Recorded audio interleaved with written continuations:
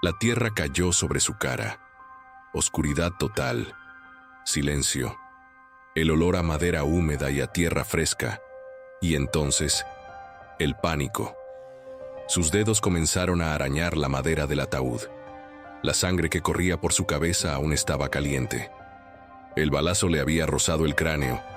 Apenas, pero suficiente para que pareciera muerto.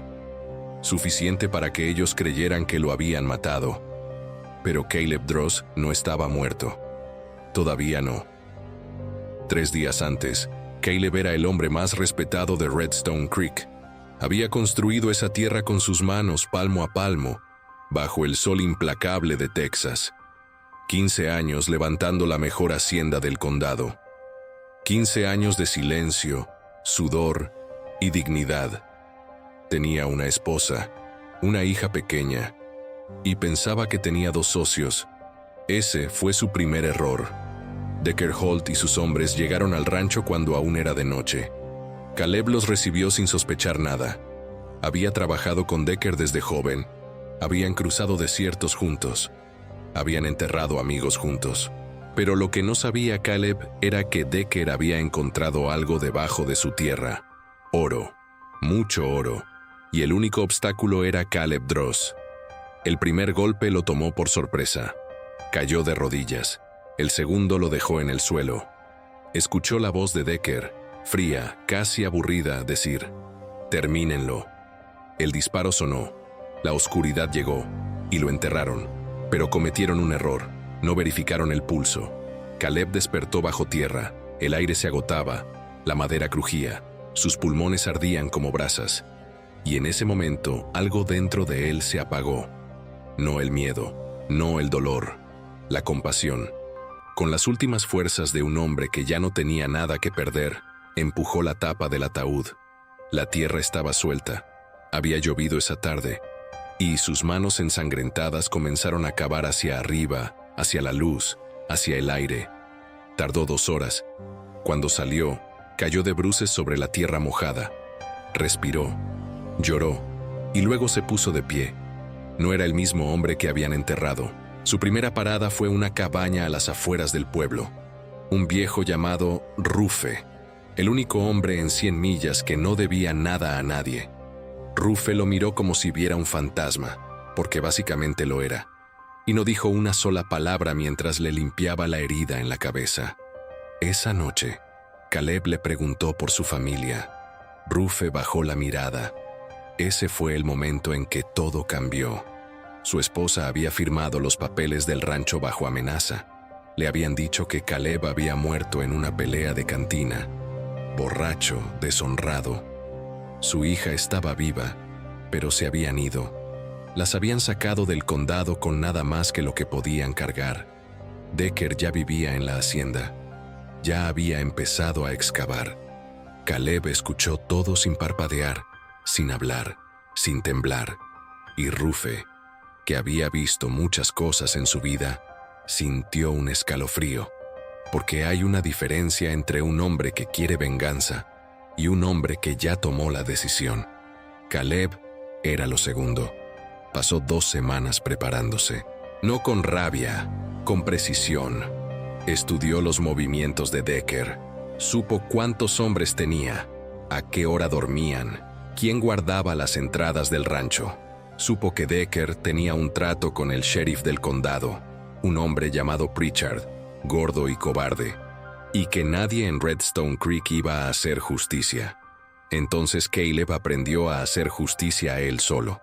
Lo que no sabían era que Caleb había servido como explorador en la guerra, que sabía moverse en la oscuridad, que sabía esperar, que la paciencia, cuando se mezcla con el odio frío, se convierte en algo mucho más peligroso que la furia.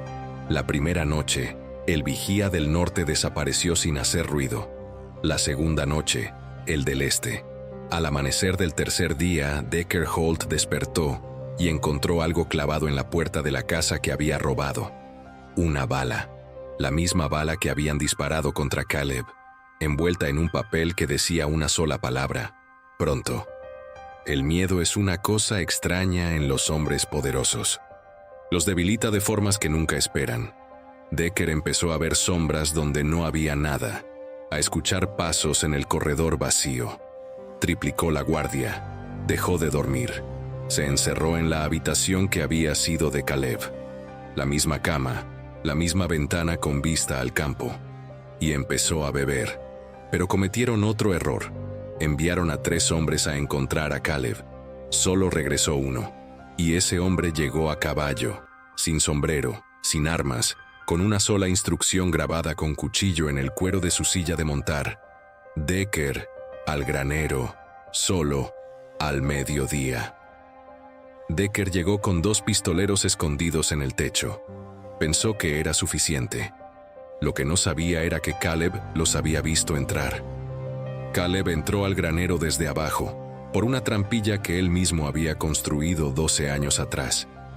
Los pistoleros del techo nunca supieron de dónde venía el sonido.